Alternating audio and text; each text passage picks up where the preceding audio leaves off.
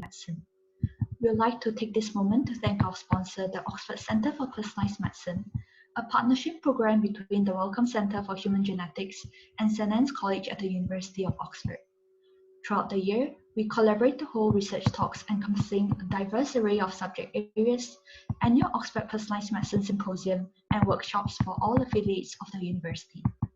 If you are a current member of the university and would like to get involved, please register using the displayed QR code. I would like to highlight that membership is free unlike many other societies at the university. If you have any questions about the society, please feel free to contact us at oxmed@ox.ac.uk. Today's lecture features Dr. Justine Loh, who will be delivering a talk entitled Behind Closed Doors, an Emergency Department Doctor's Experience of COVID-19, sharing the reality of working as a frontline doctor during the pandemic. Dr. Justine Loh is the Emergency Medicine and Paediatric Emergency Medicine Consultant at the Royal Berkshire NHS Foundation Trust. She obtained her medical degree from the University of Aberdeen and was a former academic clinical fellowship doctor in emergency medicine, where she undertook her research at the Institute of Biomedical Engineering at Oxford. She also completed a postgraduate diploma in health research at the University of Oxford. Dr. Loh subsequently proceeded to work as a pediatric emergency medicine subspecialty registrar and was a former Royal College of Physicians chief registrar in emergency medicine. Please use the Zoom chat to submit questions for the short Q&A session at the conclusion of today's talk, and we'll get through as many of them as we can. Thank you. And now, without further ado, we'd like to welcome Dr. Loh to deliver her lecture. Please stand by as we transition to a presentation. Thank you very much.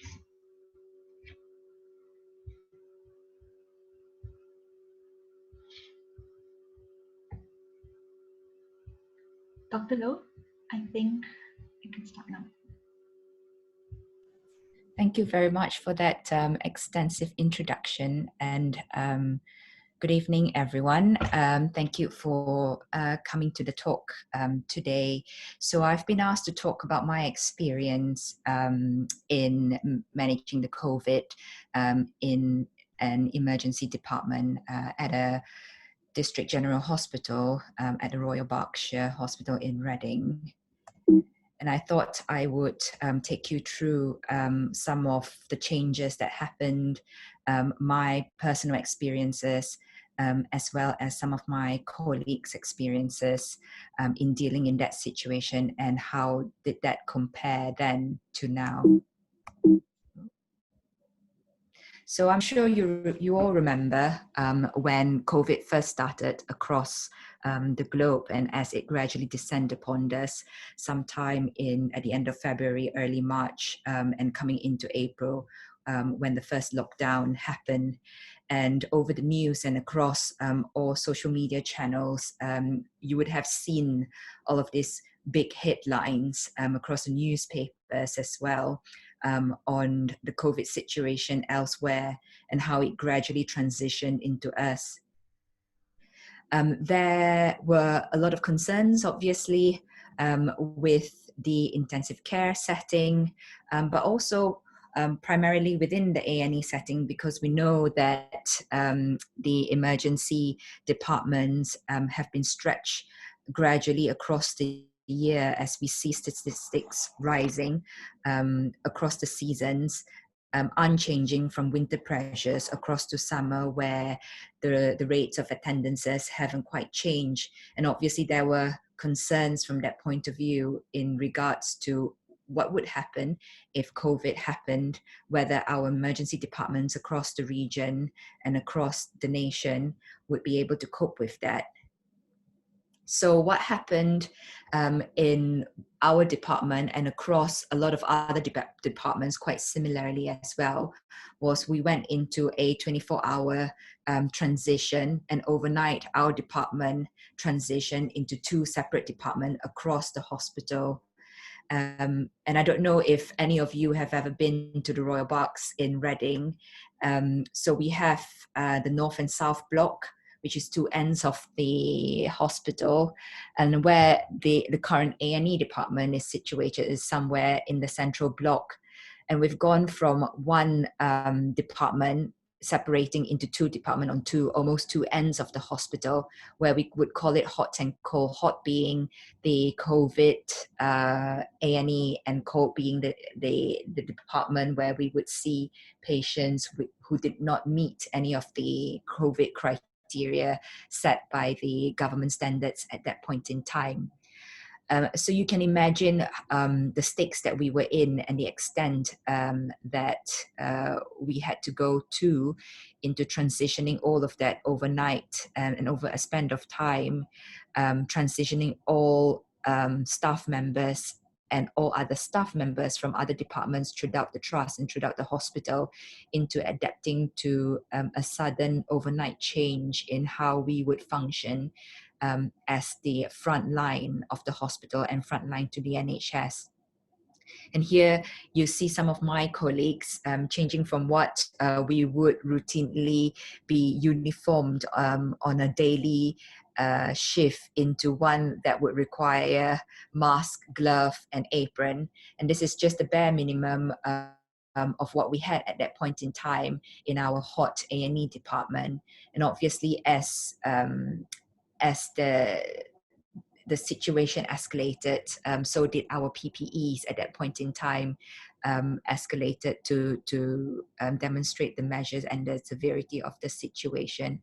But this is just to show how it changed overnight from a normal functioning emergency department to one that was building up towards the pandemic. So here is, as the pandemic started progressing, so did our PPE as mentioned. So here's one of my very good friend, Will, who is gowned up in what was then one where you would have to cover up much more in dealing with those that you would be suspicious of COVID at that point in time. And obviously this gradually progressed over time, but this was what we had at that point in time, and this was when the first lockdown first happened, and this was what we were provided with and what we had to make do with. But from my personal experience in COVID, I had COVID at the very start of the pandemic, so I ended up going into self-isolation for 14 days, just as all of the changes were happening within the hospital itself. And when I came out of it, it felt like the hospital had changed to a department that I no longer recognize. People had changed in their personality. There was certainly a higher intensity of stress within the department.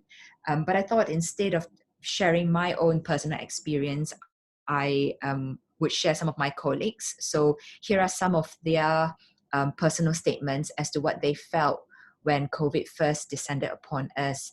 And I think I would echo a lot of their similar comments and similar feelings at that point in time, that most of us felt, first of all, terrified because of the uncertainty of the pandemic and the situation that we were in, and the changes, the drastic changes that we were experiencing with every moment of every day. And, you know, along with that, we had to obviously be very brave because we were at the front line of the NHS in seeing people and helping people.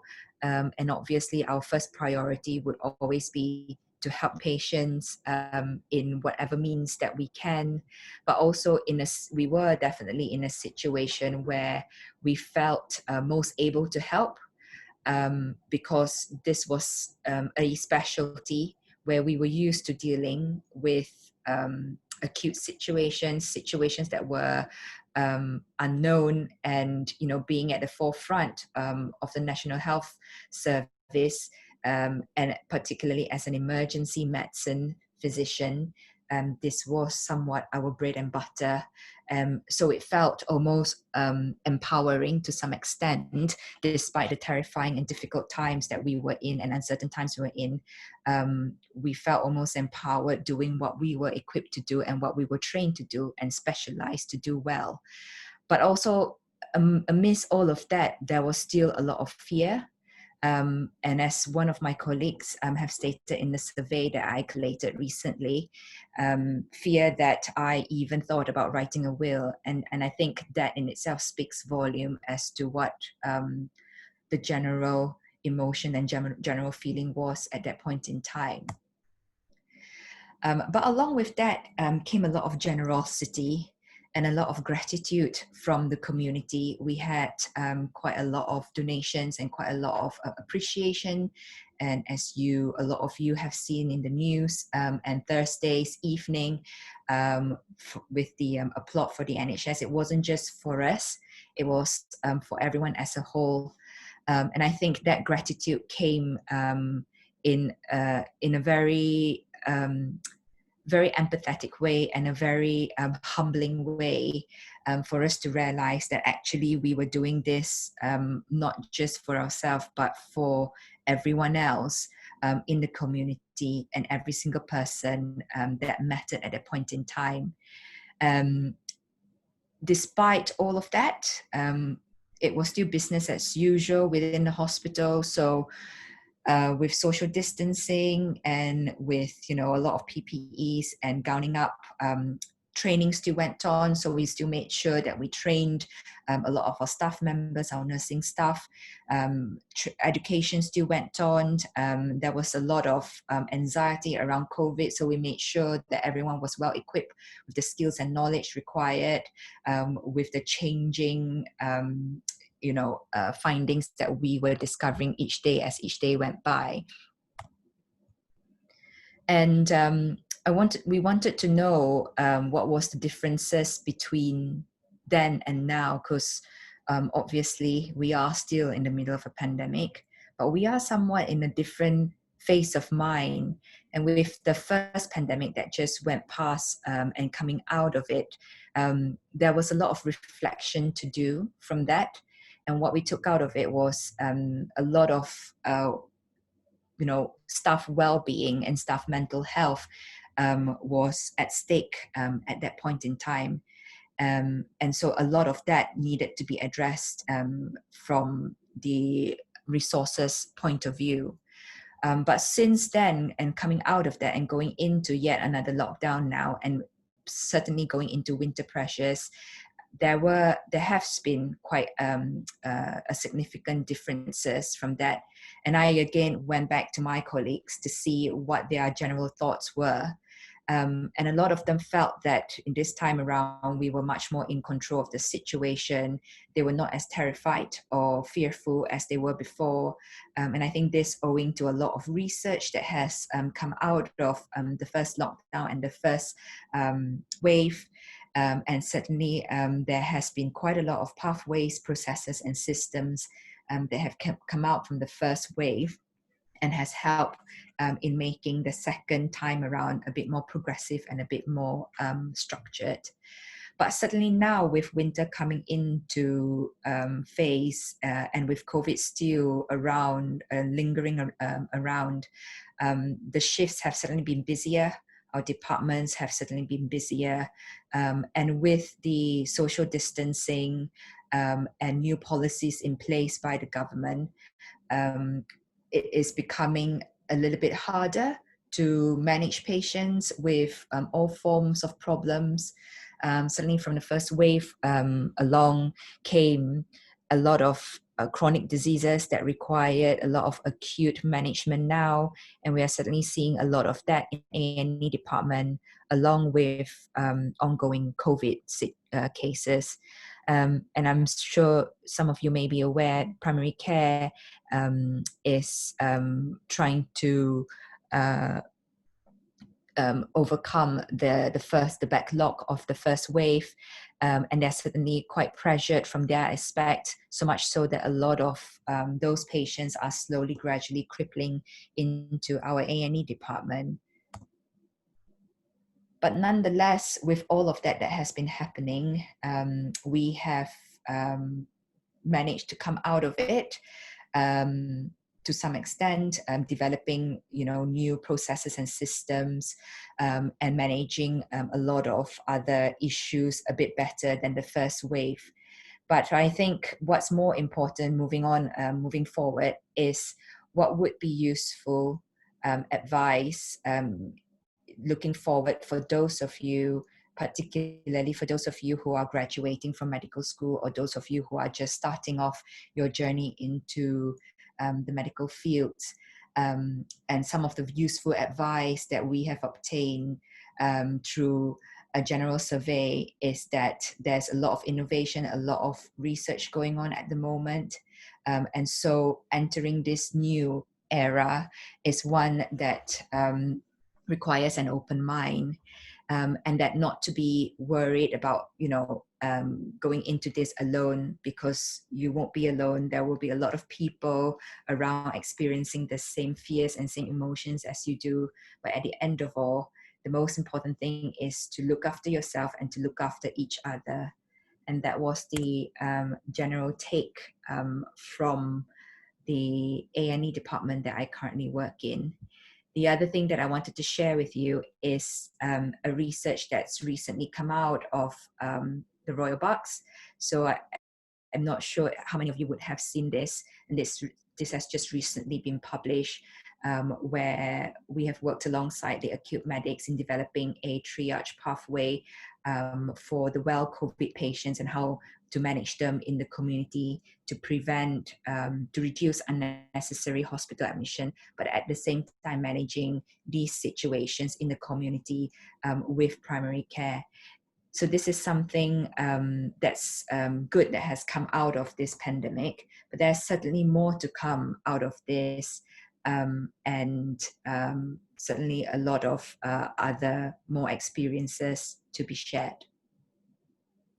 Thank you very much.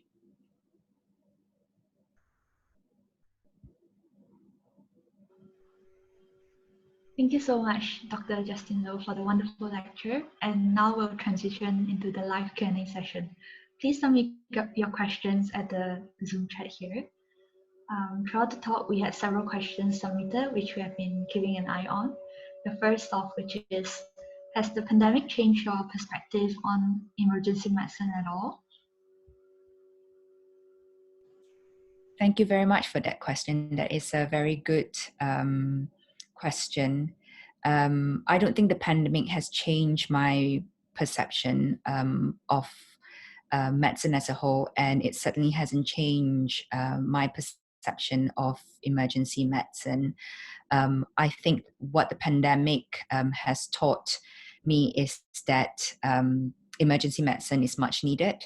It is certainly a specialty that's growing and that's progressing, and certainly one that will be much needed in the future, particularly in a pandemic like this. What has come out of it, as demonstrated, is a lot of collaboration with a lot of other specialties between emergency medicine and other more acute specialties or subspecialties within the medical field. And it has brought out a lot of good teamwork between the specialties. And I think people are slowly to collaborate a lot in research with the emergency department. So certainly from a growth point of view, there's much to grow within this specialty. And if I were to choose a specialty to do again in this pandemic, I would certainly choose the one that I am currently passionately pursuing. That's great to hear. Thank you for the answer. The next question we have is, how did you cope emotionally with the sudden increase in stress in an already high stress job? Thank you very much for that question. Yes, it is certainly a stressful job on a daily basis alone, let alone to have a pandemic on top of it. But I wouldn't say any job is stress-free within this field as well. The good thing about emergency medicine, compared to my experience of a lot of other specialty, is that there's a very good tight-knit teamwork within the team itself. So the hierarchy in emergency medicine is quite flat, and for those of you who have worked in an emergency department before, you will understand what I mean by a flat hierarchy, in that you, no matter what level you are in your training, you would always be regarded at a similar level with your consultant. And I think that is a very good way of stimulating a better team relationship and communication. During the COVID, we had quite a few medical students attached to us who were in their final years, who were graduating, and who were then going to pursue their FY training elsewhere. And all of them have given us very favorable feedback, in that we were one specialty that was very inclusive. And I think, you know, that is very important in managing one's well-being. And I think if you're working with people who are supportive and encouraging, then any stresses and any difficulty within that specialty is not as prominently noticed. And we are certainly one specialty that worked very well with each other. Thank you very much for the answer. We did have one question which asks, do you have any advice for medical students who want to pursue a career in emergency medicine? I think you have answered like partially working together. I would say, thinking about it, do it. There are certainly shadowing days or attachment days if you're interested with us at the Royal Berks. And even at the JR as well, do that if you're uncertain. Having an experience as a medical student in emergency department is different from the experience as a junior doctor. It's certainly different as a registrar, and again, very different as a consultant. I have been through all phases of that over the last 10 years. And what I would say is that it gets better as you get higher.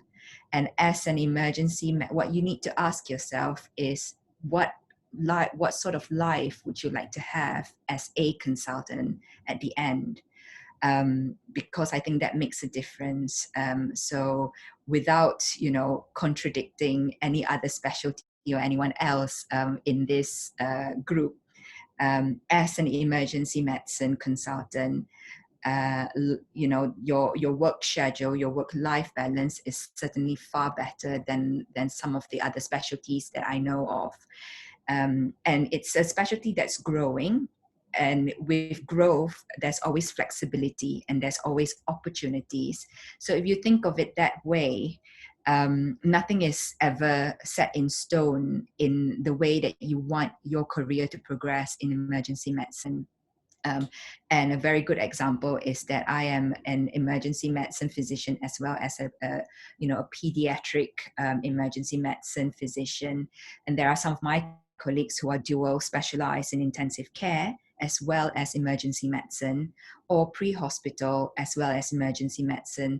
So the opportunity is endless. The growth is endless. It's entirely up to you what you make of the career. But I would certainly say the end is much better than the start.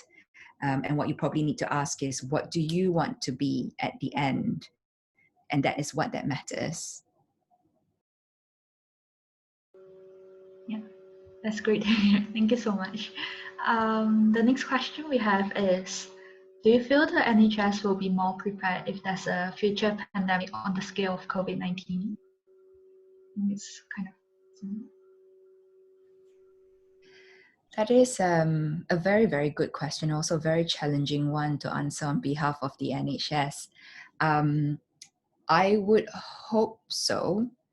I would certainly hope so with that there will be lots of learning points and lots of other experiences that have come out of it that should aid towards future pandemic management.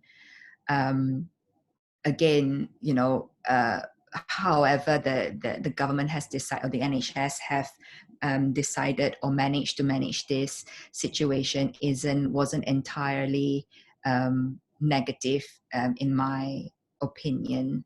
And if you look at it in a lot of ways, we have managed to come out of it, although not perfectly and not to the way that we want to, in comparison to some other places. But, you know, in a lot of hospitals, things change within 24 hours, which I don't think would have happened in a lot of other places. And we're certainly quite privileged to have those resources to be able to do that. Certainly from a day-to-day experience on the shop floor during COVID, none of us were excessively exhausted. It was exhausting, but none of us were excessively exhausted to the extent that we were compromised, like a lot of places that we have seen in the news and in social media. Obviously, there were some people who were affected by it, and unfortunately for that. But if you look at the way the Nightingale hospitals were erected so quickly, and how none of them were used to its fullest potential, does demonstrate to some extent what we are doing has helped to slow things down, and has helped to take some of the pressures off the NHS as a whole. And we are still currently going through the second phase of it, so it's difficult to predict where we will be heading to over the next couple of months. But certainly from an individual point of view, and a department and a trust point of view, and certainly I think I speak for a lot of the hospitals within our deanery, I think what we have experienced from the first time around have certainly helped for us to manage the second time around. I think in future pandemic, a lot of these skills would certainly be beneficial to manage future situations better. Thank you so much. The next question we have is, what kind of patients with long-term symptoms of COVID were you seeing in A&E? So that is a very, very good and very relevant question. And I think, there will be studies coming out of it. We are seeing a variation of a lot of unconventional, atypical presentation. And we still don't know if they are necessarily complications of COVID. We certainly do see a lot of things being portrayed in social media about the possibility of certain symptoms or certain psychological or complications from this, but there is no clear evidence of what is definitely correlated to COVID. As much as that is the case at the moment, there are researches going on at the moment, certainly a lot of case studies coming out from this. What we do see regularly is, what we have seen certainly from the first wave onwards, if people still coming in with lethargy, tiredness, some people with still, symptoms of breathlessness without a current positive COVID finding, but certainly with a lot of other biomarkers which may demonstrate that it could be related to their previous COVID exposure. Again, we are in uncertain times at the moment, and there's still a lot of evidence that needs to be demonstrated or published before we can be certain with what features or what symptoms can be related to it. But certainly breathlessness and tiredness are the two common things that we do see, although I do know from some other colleagues in some other specialties are experiencing a lot of other atypical features.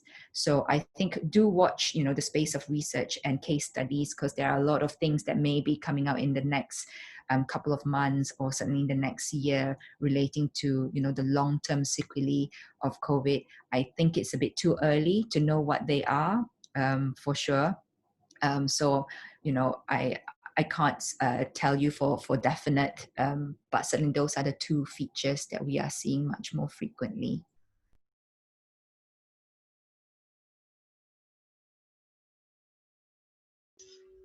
Thank you so much. I think the next question is, has the approach and A&E department changed between wave 1 and wave 2 of the COVID, especially in terms of ways of work? Example, triage, how the hospital is split between hot and cold, etc. Sorry, can you repeat that? The question is, has the approach the A&E department took change between wave 1 and wave 2 of the COVID, especially in terms of ways of work? Example, triage, how the hospital is split between hot and cold, etc. So after the first wave, we are no longer hot and cold department because, we had to utilize another space to make way for a second A&E department. And that was only because with the first wave, all elective cases were cancelled and a lot of surgeries were cancelled. A lot of, oncology elective procedures were cancelled as well. But that's no longer the case now because we've got a lot of catching up to do, and a lot of patients with chronic diseases cannot be left waiting. And certainly at the end of the first wave, we were starting to see a lot of acute presentations of chronic conditions, which was starting to worry us. So we were using the endoscopy unit as our co-ED. We refurbished it, renovated it, and turned it into an A&E overnight. But since then, the endoscopy unit has had to resume their services, and we are now just back to one A&E department. But moving into the second wave, and certainly being in the middle of the second wave at the moment, space has been one of the biggest issues. So there's quite a lot of renovations going on at the moment with the A&E department at the Royal Berks to make space for, in the event that we should head towards an increasing influx of COVID patients this winter. But whilst doing that, bearing in mind that we still have to continue dealing with our usual pre-COVID patient population and patient presentation. So our department has now expanded. We have taken over quite a fair bit of unused spaces, and we have separated our minor injuries unit from our main A&E department. And that minor injury unit is now currently run solely by nurse practitioners. So nurse practitioners who have worked with us for several years, whom we have trained to deal with minor injury presentations independently from us. So much so now they are able to run a whole unit on their own. So we have that now as a progress forward. The pediatric A&E department is now separated from the adults, so that runs separately, although it's adjoined to each other. And there's more works currently being done to expand the majors aspect and the waiting room to make way for adequate social distancing. So that is in terms of the logistics and the floor plan. In terms of the staffing, so during COVID, we did not need to increase our staffing significantly because the bulk of the workload were mostly on the wards and on intensive care.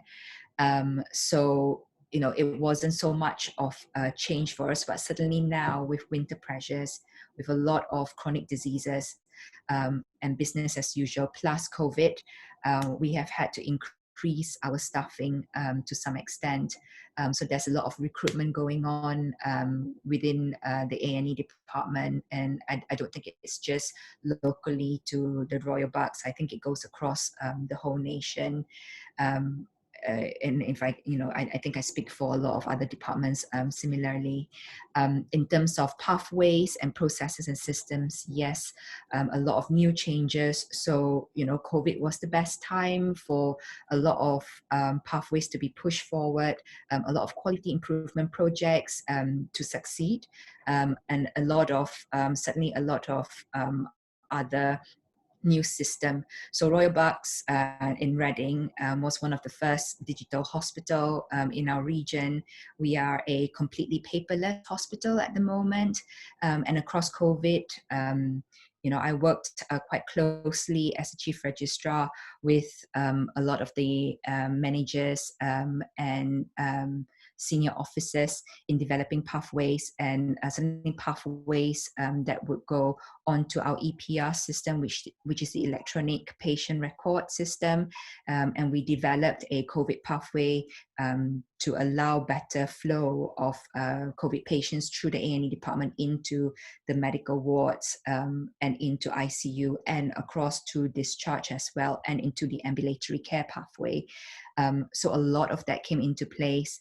And because we had to be properly paperless due to the risk of transmission, so a lot of paper policies and a lot of auditing paperwork all went into electronic system. So certainly with the COVID and with this second time around, things are much quicker and much more structured and much smoother compared to the first. Yeah, that's a really great answer. Yeah, thank you so much. I think someone asked about how is the actual recovery rate that you see in your hospital, like for COVID patients? So that is, it's going to be very difficult for me to give you a statistic figure of that, because being in the A&E department, we don't often see what happens to our patients after they leave the department.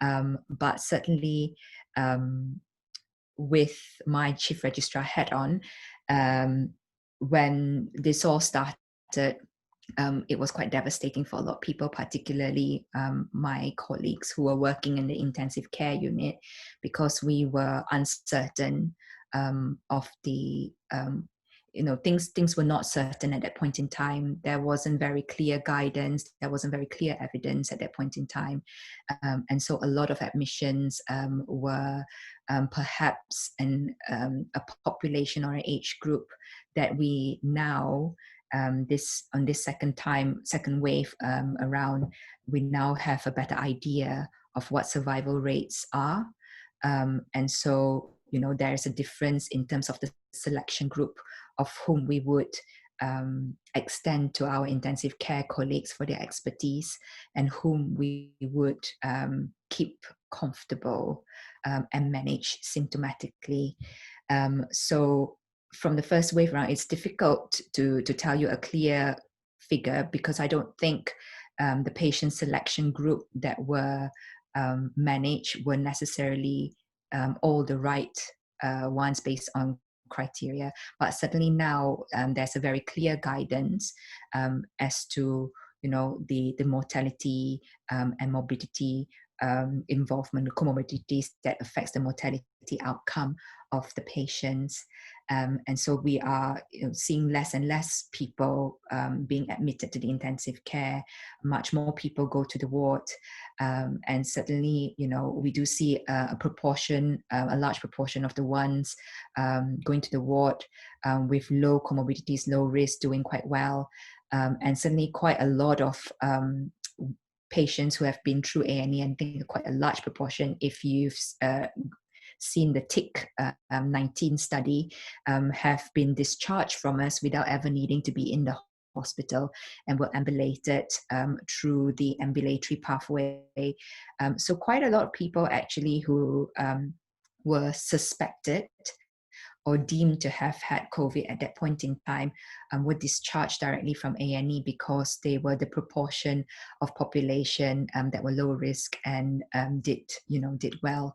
But similarly, from the first time around when the lockdown first happened, we were also seeing quite a large proportion who did not necessarily do as well as we would have liked them to do, but that perhaps could have been due to differences in the criteria or the type of patient that we were taking to intensive care, for the fact that at that point in time, we did not know what this pandemic was all about, and we had no clear evidence of the outcome.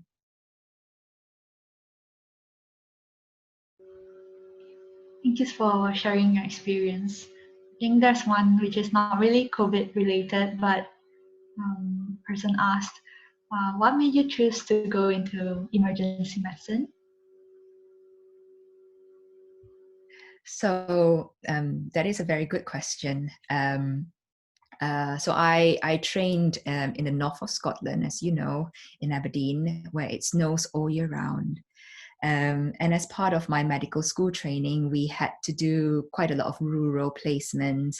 And the furthest out of Aberdeen I've ever been posted to for a very long 4-month placement was Wick. So if you look at the Scottish map, Wick is at the tip of Scotland. That's the furthest up north that you can ever go. It only takes you 5 minutes to drive from one end of Wick, which says "Welcome to Wick," to the other end of which says "Thank you and come again." So that was how small and how far up north Wick was. And I spent 4 months there. As an FY2, when I was doing my foundation program and had to manage the A&E department on my own out of hours. And I think the ability to have to learn a broad range of skills and knowledge, and to have to be able to do them competently was what attracted me to the specialty, because I think my personality fits very well with the fact that I like to be able to do a lot of things, and I do a lot of things well.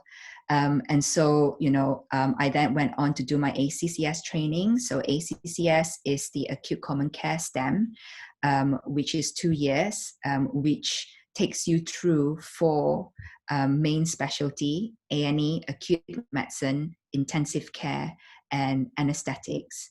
And for that 2 years, you rotate through these 4 specialties.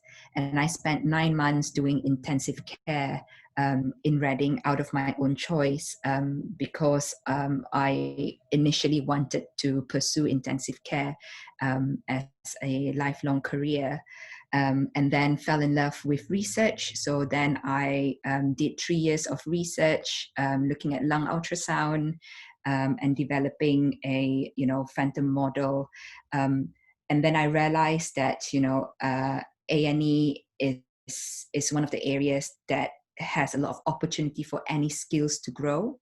And so because of that, I then went on and continued doing my A&E training. I developed the lung ultrasound skills within the A&E department, and that's gradually now becoming a skills on its own, particularly across COVID, because we do know that lung ultrasound gives you real-time and earlier findings of COVID than your chest X-ray does. So it's a specialty that allows you to develop a broad range of skills, and allows you to develop it well, depending on what type of physician you intend to be. But certainly there is similarly a lot of niche that you can really go into and make that your specialized area within the A&E department. I think what goes without saying is the satisfaction out of it is when people are at their most critical and most unwell state of condition. A&E is where they will be. And it's that golden hour of what you do, and if you do it well, it makes a difference. And I think that in its own is satisfying for me, and one of the reasons why I went into it. The years leading up to this is not easy because A&E works on a shift pattern, so you end up doing a lot of out of hours work. But out of hours is when the exciting things happen. So similarly, that, gives, depending on what your personality is like, that, that gave me a lot of satisfaction and gave me a lot of thrill. And if you're an adrenaline junkie like me, then definitely I would say do it. Thank you so much. Yeah, I think that covers the last question by the audience. Thank you so much, Dr. Justine, for presenting your experience and also answering the questions for us today. Thank you so much for working as a frontline doctor during these unprecedented times. I really appreciate it. Before we finish, I'd like to thank our sponsors, the Oxford Centre for Personalised Medicine, the Wellcome Centre for Human Genetics, and St. Anne's College, once again for their support, as well as our audience members for their attention. Please make sure to register for our OUPM membership if you haven't, to get involved in our upcoming exciting events, which will be announced soon. We'll be having our next SARS-CoV-2 lecture during the vacation, so please continue to check out our newsletter, Instagram, and Facebook page. If you've missed any of our previous OUPM or CPM talks, or if you want to watch this talk again, please check them out on our YouTube channel, CPM Oxford. Thank you, and we hope to see you soon. Thank you so much, Dr. Loh. Thank you for inviting me. Thanks. Bye.